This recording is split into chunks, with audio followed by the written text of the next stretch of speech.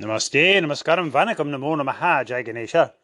Please visit our website at classicalyoga.org, and there is a donate button. Please help us out. And please stand up for the Hindu, yoga, religious, spiritual, scientific, philosophical lifestyle. Today's podcast. We Hindus do worship the sun and the moon, etc., etc. And in a way, God, but not in the way that you may think. This is also a study of the all-important N.A.T principle and the extremes of fundamentalism and universalism. So let's dive into it. Importantly, we must first look at this English word worship.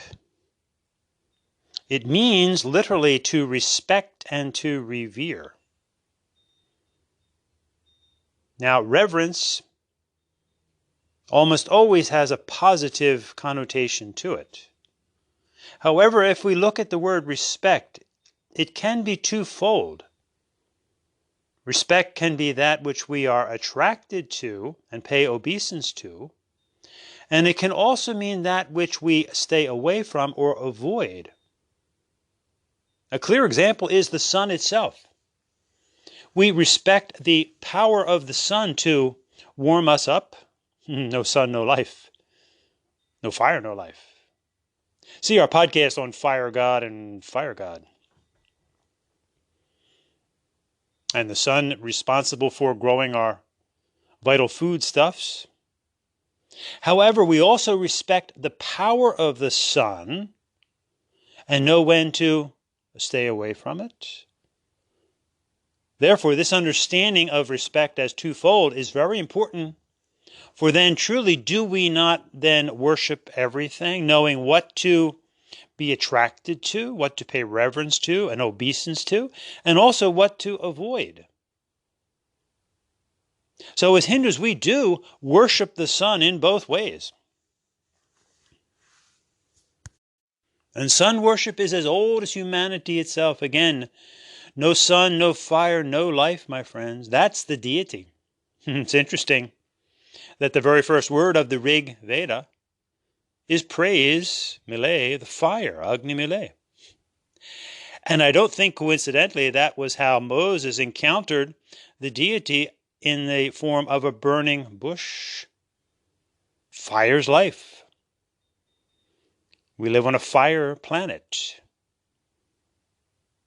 The fire of the Atmana, the inner fire, is what's keeping us alive at this moment. Once that fire is gone, what happens? We just become a dead, cold, dark corpse. This takes us right into the understanding of the inner essence of all of us. The inner energy, the fire, the heat, the light. Hindus call this the Atmana. Other religions may refer to it as the soul, but it is a bit different. For the soul or psyche is still connected to the mind, whereas the Sanskrit Hindu word Atmana literally means that which is not our mind, nor our body, nor our emotions. And again, we've gone over this many times, but the understanding of the English words spirit or spiritual and soul as incorporeal now lends to the realization that the cliche, I'm spiritual but not religious, is a thoughtless cliche at best. For no body then can be spiritual. However, in the understanding of the Atmana, this is the realization of the science of life itself. The pure energy that can neither be created nor destroyed, hence no creator. And the heat which is keeping us alive. And the light, and the various manifestations of light, from the photon on out. So this intrinsic essence of pure energy, pure consciousness, if you will, heat, light, has now taken the form of this specific body that you and I have. And not just us, but our fellow mammals and primates. Actually, the meaning of the Sanskrit Hindu word namaste, or derivative namaskaram, vanakam, namo namaha, with the palms coming together, is a direct reference to this worship of the inner essence of all of us. That inner pure consciousness, pure energy, and light and heat, which then becomes the human emotion of bliss or love. Love is a warm experience, the science of life, the science of our inner essence, with a temporary body, mind, and emotions. And it is when individuals start to reflect on the composite nature of who they are, a body, mind, emotions, and this inner essence, soul, if you will, Atmana to the Hindus, is the inevitable process of religio, or linking, tying, trying to figure out these four bodies and how we relate to the world around us. Hence, religio, or religion, the inevitable process of religion. Hindus call it dharma, similar meaning, from dri, to hold, figuring out what holds us together. And to date, the various established religious traditions of the world have their methodology, if you will, in various degrees for this linking process. To Hindus, we call this yoga, sadly a word that's been totally distorted today, but this Sanskrit Hindu word yoga, and Tamil yogam, equally ancient languages, Sanskrit and Tamil. It literally means to yoke, Y-O-K-E, or join the body, mind, and emotions to this inner essence, or Atmana. And then what we would call the greater source of this Atmana, Brahman, a neuter term for simply and profoundly the greater forces of this pure consciousness, pure energy, light. And remember, light is also the feeling of lightness, joy, happiness, anti-depression, and bliss or love. So ideally, Hindus worship the body and the mind and the emotions, deha, mana, bhavaha, and this inner essence we call the Atmana. And on out, we worship the earth itself, our home planet, Bhume Mata. We worship the sun, Surya. We worship the moon. The three spheres, if you will, the Trayam Lingams, if you will, that make life possible. The earth, the moon, and the sun. Three circles. Interesting that in the monotheistic mindset, at one time, the thought was that the earth was flat, linear. And remember, it was Hindus that came up with the zero. Now, making life really compute, or understanding the computation that is life itself, the binary system, 0 to 1. Time for linear thinking, time for circular thinking, because life is circular. Amazing when we reflect back on it, how one would think that the earth was flat when looking at a round sun and a round moon, round eyes. The circular nature of the seasons, of day and night, high tide, low tide, quote-unquote sunrise, sunset. So worshipping this inner essence Hindus call the Atmana, we realize that every one of us are an Atmana in a material body. Then pondering what happens when the physical, mental, and emotional bodies pass away. Well, this inner essence continues on. This becomes then the all-important spirit world, if you will, again, as old as humanity itself, seeking this inner realm, these spiritual realms, if you will.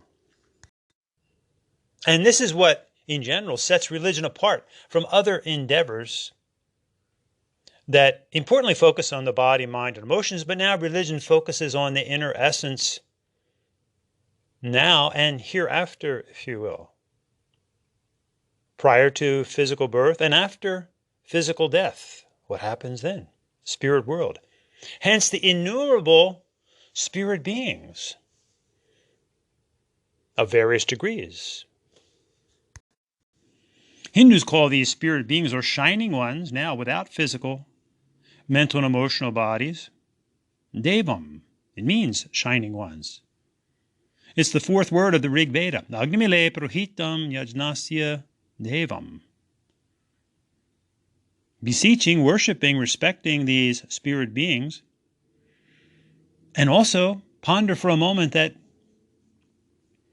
when we all leave our physical body, we're not all, quote unquote, good people, are we? So there can be negative spirit beings at all. How can that be? When that inner essence is pure consciousness, pure energy, light, and bliss or love? Cannot those qualities be perverted, distorted, used for nefarious purposes?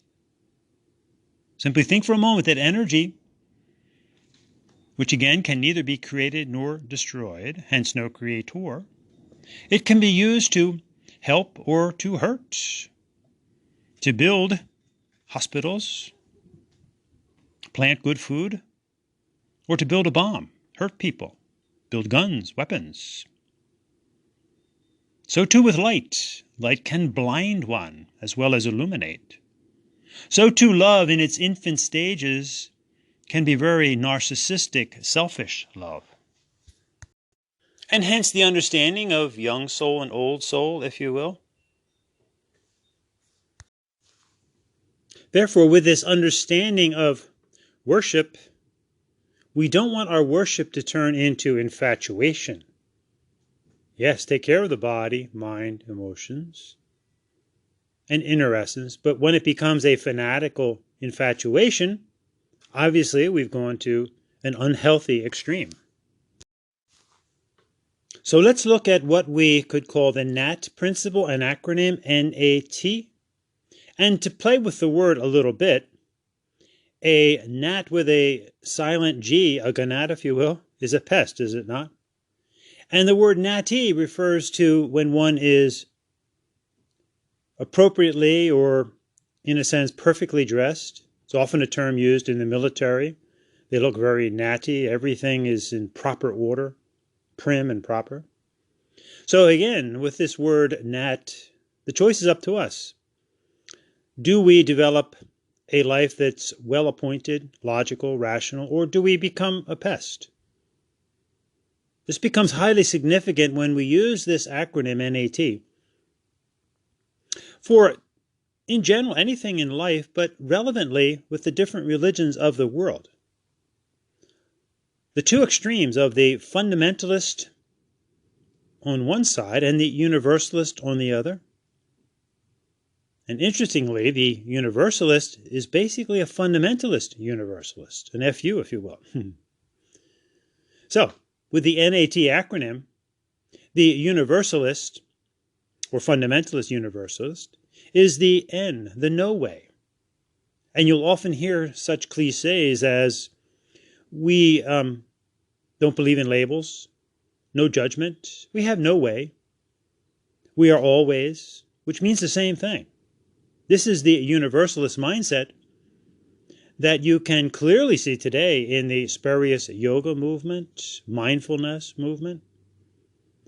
All things co-opted from the specific religions of Hinduism and Buddhism, respectively. All of true yoga is all about the Hindu religion. Mindfulness comes right out of Buddhism, and of course Buddhism comes right out of Hinduism. So this is the extreme of the no way or all way people, the no way. The other extreme is the way, the pure, if you will, fundamentalist. Those who believe that their religion is the way and every other way is false at best or outright evil. This is truly the monotheistic mindset, the linear mindset of falsely believing one has the way. A knee-jerk reaction to that is often becoming a universalist, falsely claiming that always are the same. All religions are the same. But very interestingly, the fundamentalist part of that is that most often these people are doing something very specific, like yoga, for example, or mindfulness from Buddhism, and claiming that this is universal and fits into anyone's religion. So you see the important difference here? The fundamentalist is certainly following a definite way and basically stuck in their definition, in their labels, which is due to a lack of a greater experience of unity. However, on the other extreme, the universalist denies definitions conveniently because they will define their specific type of yoga they're doing, for example, or they'll define their monetary schedules, timetables. So it's a convenient use of labels and definitions because they are trying to bring what is perhaps a cursory experience of a universal consciousness, a more spiritual consciousness, into the things of the world, illogically.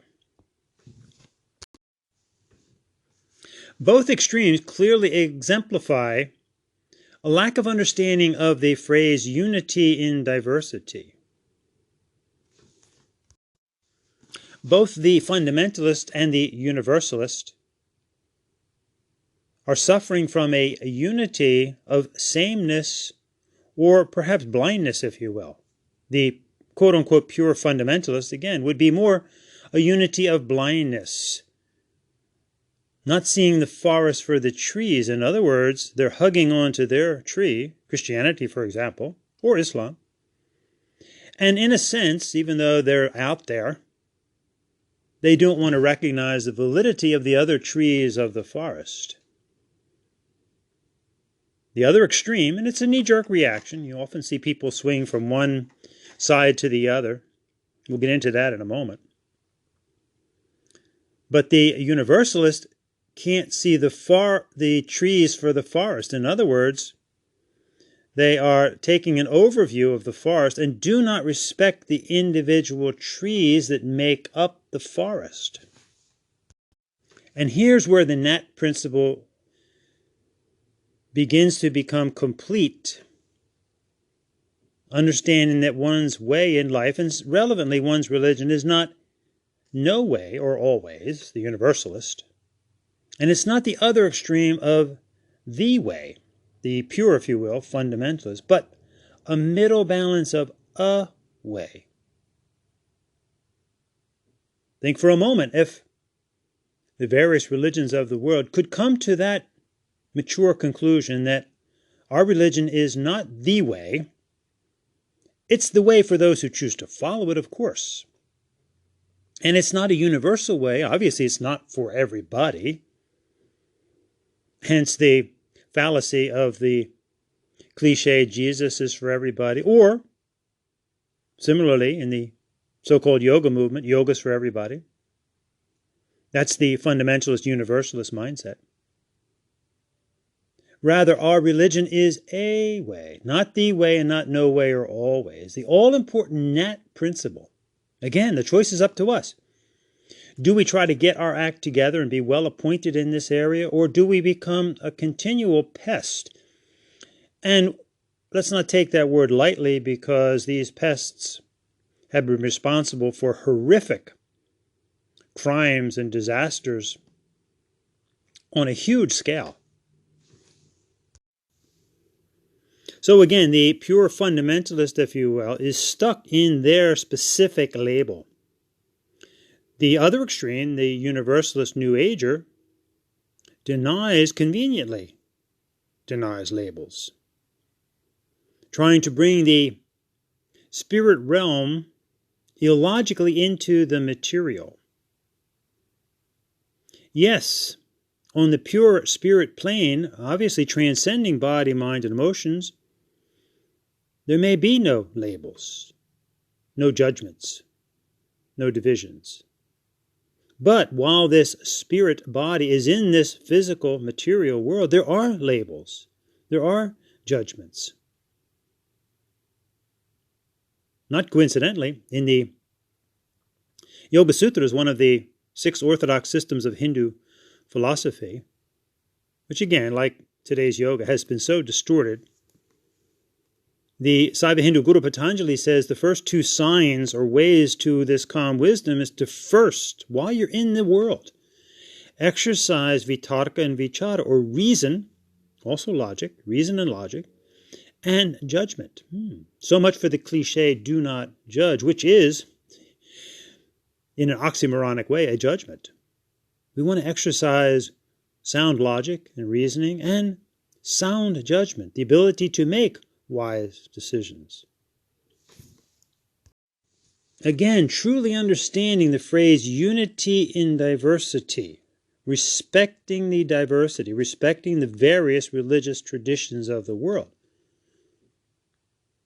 And that alone is bringing a sense of unity.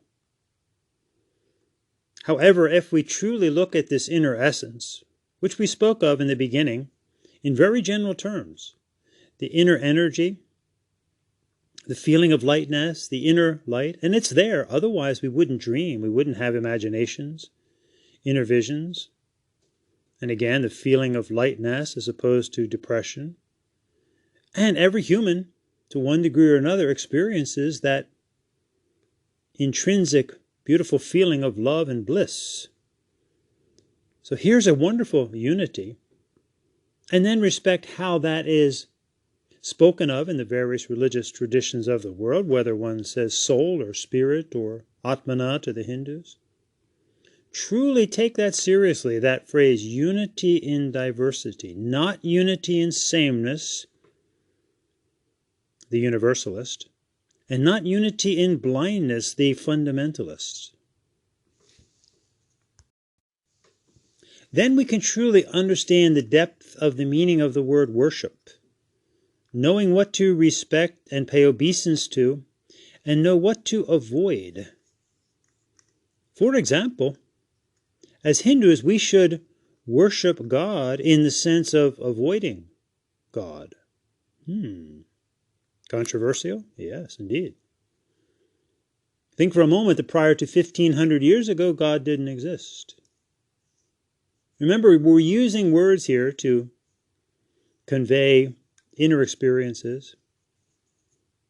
And the word God, capital G-O-D, was created by Christians. There was a small G-O-D, referring to the Anglo-Saxon deities such as Woden and Thor, which is actually where we get the words Wednesday and Thursday from. The many deities. But of course, when the Christians came along, they capitalized the G-O-D to make sure, quote unquote, that everyone knew there was only one true male, as opposed to goddess, creator, being, noun. Has one ever proved that such a being exists? Of course not. And especially for Hindus to misuse this Christian term God, they're failing to understand worship in the sense of what to avoid. Hindus do not worship God in the sense of paying reverence and obeisance to what is basically an illusion, a delusion. Now, this is not to say, again, that the spirit realm is not real. It's very real. And obviously there are spirit beings. And just as in this material existence, some experience or express more altruism, more love, more peace, a higher degree of intellectual understanding, and others, various degrees. There's always somebody smarter than us, somebody perhaps more devoted than us. So too, in the inner realms, there are obviously spirit beings of a greater magnitude, if you will. We find this throughout the world.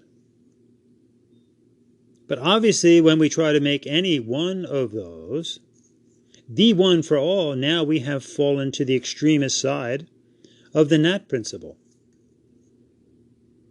Now, in the Hindu yoga dharma,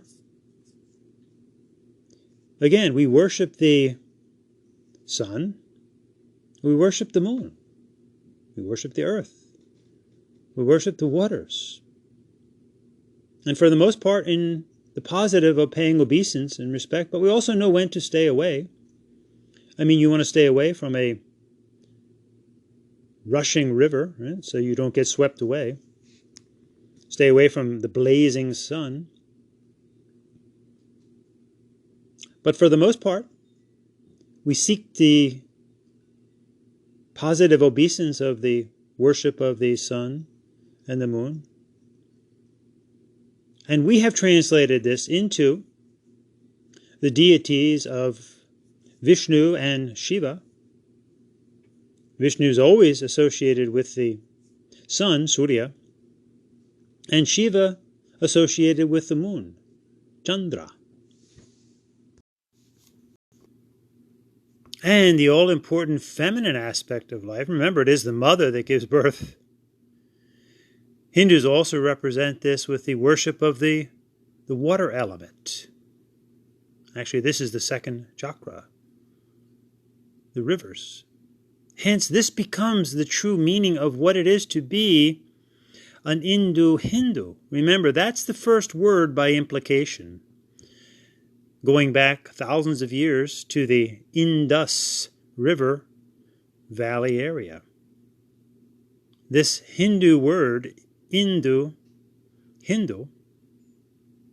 the H is simply a different pronunciation, same meaning, Hindu.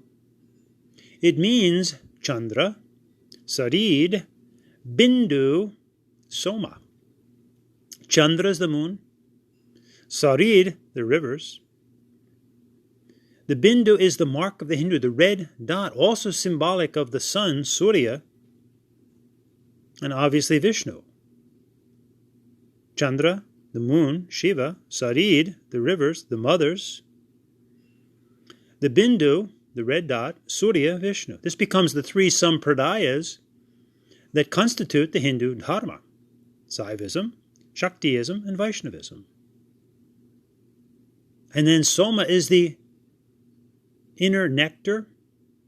They say there was an also drink, perhaps the herbs that were used to stimulate the inner experiences, but ultimately it's about the amritam antar, the inner nectar, the Soma nectar within, which is the Atmana. So this one word, Hindu, defines what it means to worship the moon and the rivers and the sun. That's in general for all of us, and the inner essence.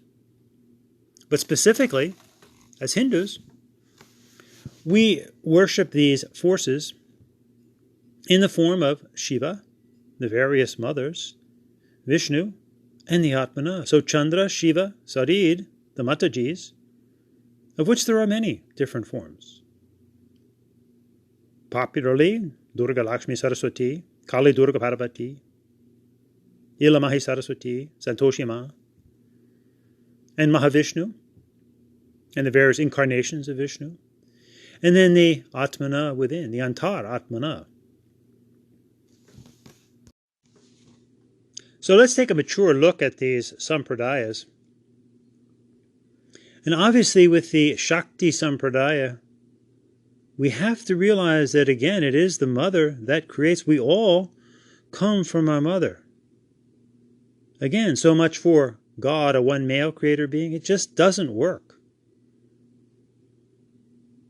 Now when it comes to Vishnu and being correlated with the sun is more about our external material existence.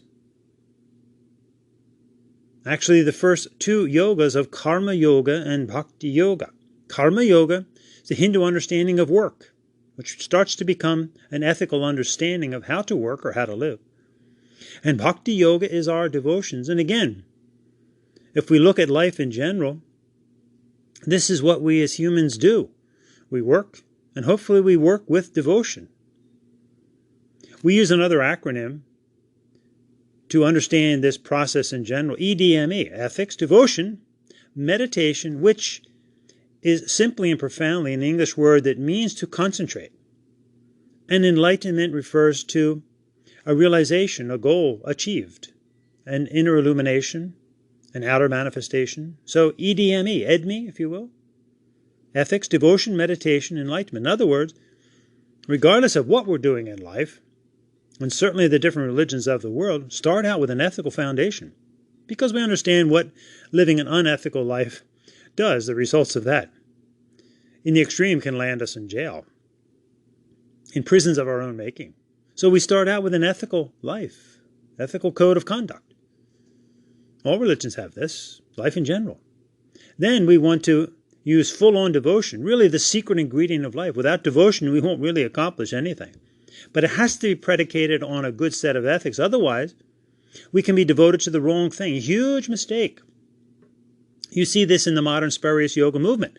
When asked, for example, about, or the claim is made that one has been doing yoga for 20, 30 years, well, fully devoted to something wrong. We can do something for decades, but if it's not predicated on an ethical foundation, a true understanding of what we're doing, we're kind of just spinning our wheels in the mud, making lots of noise, but not really getting anywhere. So then we exercise full-on concentration. If we keep up this process, ethics, devotion, concentration, meditation, we will achieve an ongoing success or realization, which we could call enlightenment. You can find this in the various religions of the world to one degree or another. Certainly the first two, ethics and devotion. They define the religions of the world. Now again, see how our N.A.T principle comes in? And the understanding of the difference between the fundamentalist and the universalist and the middle ground of A way. We looked at these things in general, but specifically it's Hindus that do karma yoga, which is our Hindu understanding of ethics. It's Hindus that do bhakti yoga, Hindu devotions. Our concentrations are called Raja Yoga, and our enlightenment experience we call Jnana Yoga, Karma, Bhakti, Raja, Jnana. These are the classic 4 yogas of Hinduism. The Tamils call this classic process Chariya Kriya Yoga Jnanam, Karma, Bhakti, Raja, Jnana. And we're going over this rather fast because those of you that have listened to our many podcasts, we've gone over this many, many times. But again, to reiterate, within these classic 4 yogas, we have Hatha Yoga, Hindu devotional postures, Mantra Yoga, Hindu devotional chants, Japa Yoga, Hindu devotional chants on beads, Nada Yoga and Nata Yoga, Hindu devotional music and dance, respectively. And of all those classic yogas, there was only one, ironically, paradoxically, bizarrely, that the rishis said, don't display this one, keep it secret, for quote-unquote obvious reasons. That's the very one that's out there today, under the guise, the mislabeling of yoga. Hatha Yoga. Hatha Yoga was never meant for display because it does deal with the physical body, and these wise rishis knew what would happen, and that's what's happened.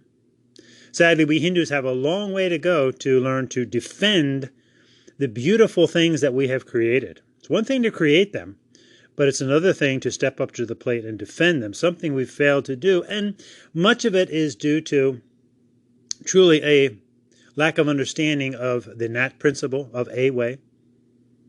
Many Hindus suffer under a universalist mindset, thinking that this Hinduism, often labeled Sanatana Dharma, is really the way and manifest in all religions, or a deity like Krishna, for example, really manifest as all the other deities. See the universalism there and the fundamentalism within it? And often this is coming from a Vaishnava point of view. So it's very interesting to look at Vishnu being associated again with the sun and the material existence.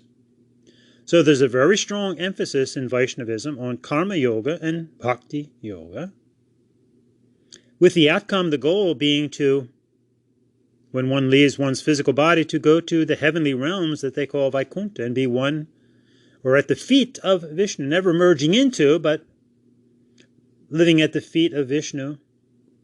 It's a very interesting correlation between that and the monotheistic religions. So there is a understanding of the material existence in karma and bhakti, which is really very important. I mean, this is the first half of the equation. But we need the second half also to complete the journey. And here's where Shiva comes into play, being associated with the moon. Because the moon is beyond light, is it not? It's beyond the material realm. This goes into the area of Raja Yoga, contemplations, dharana, dhyana, which is always associated with Shiva. And he's also associated with Hatha Yoga, which also incorporates the Raja Yoga techniques and practices. And again, this is why this is the more intrinsic, sensitive area that was never meant for outer display, starting with the karma and bhakti, of course, which Vaishnavism beautifully exemplifies, strong bhakti.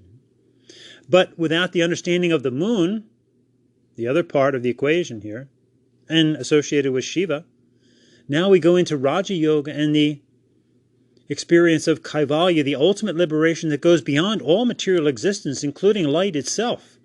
Purushartha sunyam Kaivalyam, beyond light itself, into the no-thingness. The very moon itself, remember the moon has no light of its own.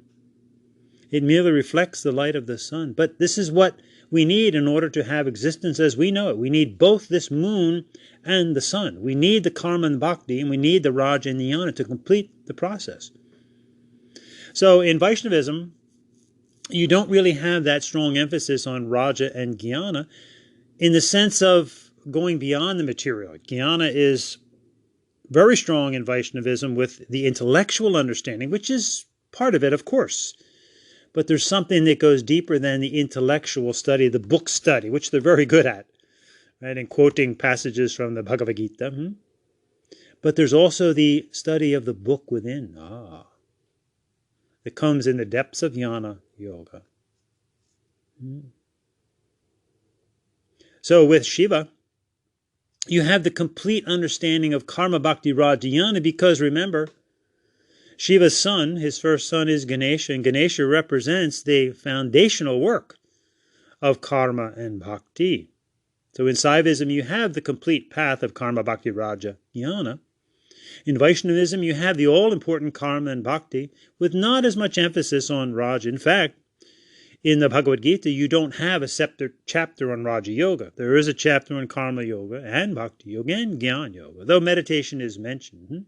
Now, obviously, this is up to the individual because, again, we're talking in general terms here, but specifically, you may have Saivas who do not go very deep into meditation, or you may have Vaishnavas that do go very deep into meditation. But we're just looking at, in general, how this works. So the end goal here is to understand that we need to keep them all together. We need the moon and the sun. We need the karma and the bhakti and the raja and the jnana.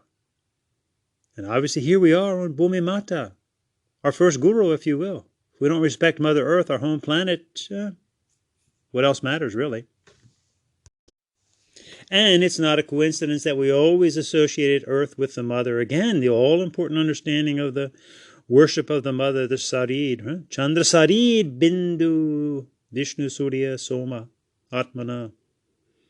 And remember, folks, when Christians use that word God, they're not worshiping the female.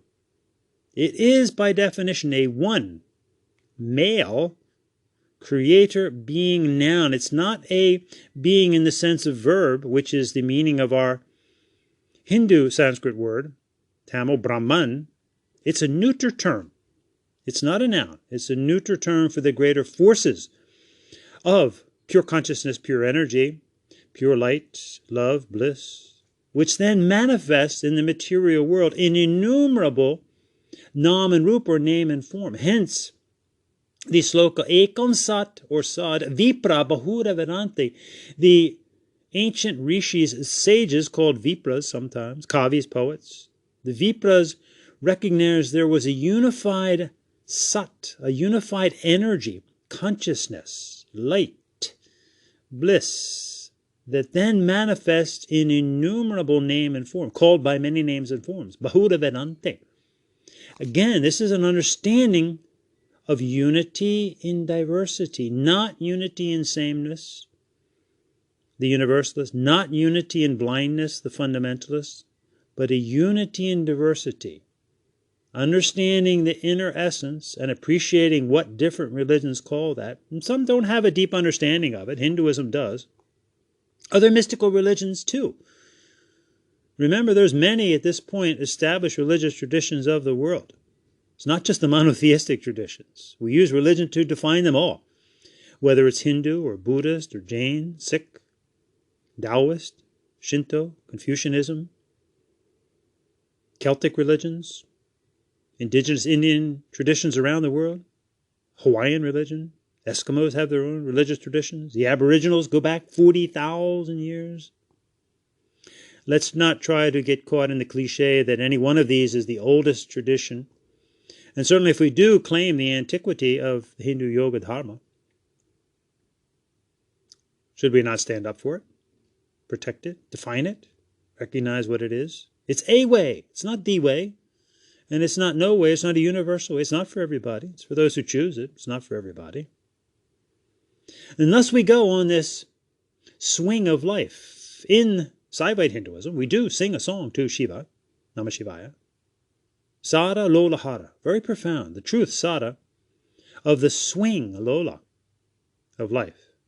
As we go from one side to the other, we may become very religious. We may become anti-religion. We may become a fundamentalist. We may go to the other extreme, become a universalist, a new ager. And thus we go, side to side. We become very masculine, very feminine, back and forth. Actually, what we're trying to do here is harmonize what's within us, our left and our right brain. We explore this in Hindu dharma. The male nature and the female nature, combining both. This truth of the swing of life. And what's it doing as we go from one extreme to the other? It's developing compassion, because without passion for life, we will never develop compassion. So live life. Be willing to make mistakes. Throw yourself out there.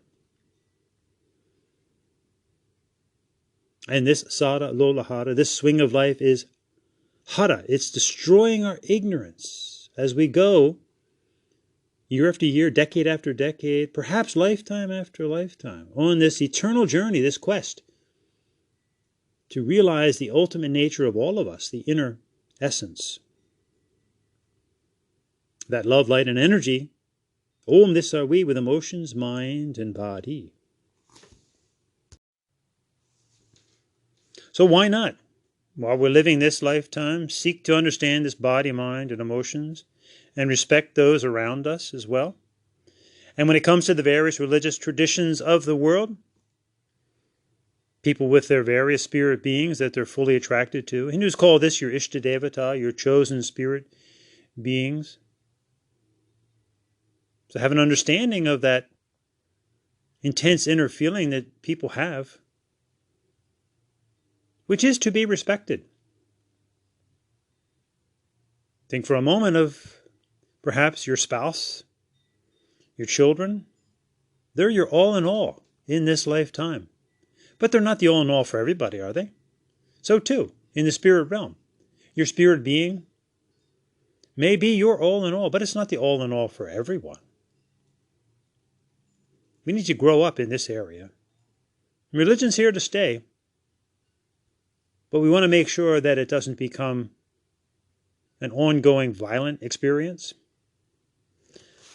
As we become a world family, by respecting the individual families, is that not what we do? Just think for a moment, look around you. You may be living alone, or you may be within a family in your own home, but look around. There are many other families. So we understand them and respect them in general, but respect your own individual family. I love the way the Rig Veda ends. It's a beautiful understanding that we can all take to heart, regardless of religion, or if any religion at all. Seeking to have a united resolve, working together. Be united in your love for one another. So we can use this in general. Obviously, we're using English, which is our common language. And then seek to have a unified mind process. And then you, quote unquote, will live happily ever after. This can apply to your immediate family, to your village, your city, your town, your nation, your religion. And then respect how this is played out specifically. So it's interesting, the end of the Vedas are Samani Vaha Krutihi. Samani, Samana, Samanam all denote a tranquil sense of peace, Vaha, united together. So Samani Vaha Krutihi, we're tranquilly, peacefully united in our resolve. Hindus would also call this karma yoga, our resolve, our work. Samana Hridayanti Vaha, we're tranquilly, peacefully united at the heart, our love for one another. Bhakti yoga to the Hindus. Samanam Hasto Vo Mano, we're tranquilly, peacefully united in our minds and really working at it. Hands on. Samanam Hasto Vo Mano. Then we will live happily ever after. Yatavaha Susaha Pati. Therefore, united together in a happy way. Susaha Pati. It's a beautiful word. In that word we have the word Has, which is the original name for Ganapati, Brihaspati, the great expansive Bri, laughing Has deity, Brihaspati. Susahapati, living joyfully together. The great expansive, laughing nature of life itself, the Big Bang. Yeah, sometimes it's not so funny, is it? But sometimes it's so good for all of us to take a little step back and laugh at ourselves. At how trivial we can become, how delusional we can become. The great laughing deity of life. Maybe it's a big joke. Maybe the joke's on us. Certainly laughter is the best medicine, as the cliche goes. This naturally stimulates the endorphins. We had it as children. Then we lost it again as we became so serious about life, which is part of the journey. And then hopefully, if we peel off enough layers as we continue to grow, and if we make it to a ripe old age, if you will, we start to get that bliss back again, having come full circle. In this swing, the dance of life. Next time you're dancing, just think for a moment, and you'll probably stop dancing. Reflect afterwards, if you will, on the pure experience of the dance. It's just that. If you think too much about it, you become stiff and rigid. Just dancing with life, like the unabashed nature of young children when they just dance. In Hinduism, we have the beautiful dancing image of Shiva, Nataraja, representing this dance of life, creation, preservation, destruction, the endless cycle, creation, preservation, destruction, round and round we go. Actually, at CERN, where they do the great experiments on particle acceleration, they have an image of this dancing Shiva out front. Wow. The beautiful combination of science and religion. It should be. Science to know. Religio to link, to tie. Trying to figure out what holds us together. Yeah, we make mistakes. Admit them when we do. Because we're all in this dance together. So here's a little poem to end up our podcast today. Dancing through life. Dance, prance, send me into a trance. Pirouette on my confused worldliness, spinning it out of sight. Let us join hands and dance, round and round we go. Never stopping, love is the only thing we know. And we Hindus always end with peace, peace, peace, but a peace through strength and understanding. Om Shanti, Shanti, Shanti.